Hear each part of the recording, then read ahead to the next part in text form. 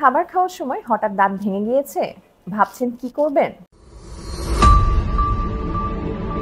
আমি ডক্টর ঐশী। আজকে আপনাদের সাথে শেয়ার করব এই অবস্থায় করণীয় কি আর কিভাবে দ্রুত চিকিৎসা নিলে দাঁত বাঁচানো সম্ভব।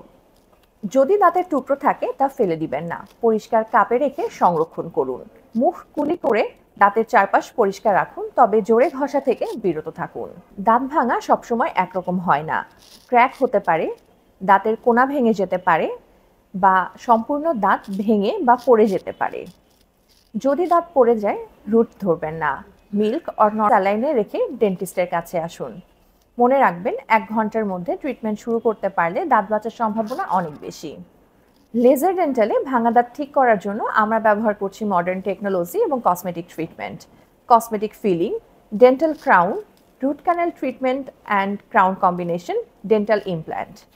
দাঁত ভেঙে গেলে দেরি না করে যোগাযোগ করুন আমাদের সাথে, কারণ আপনার হাসি ও দাঁতের স্বাস্থ্যের জন্য প্রতিটি মিনিট মূল্যবান।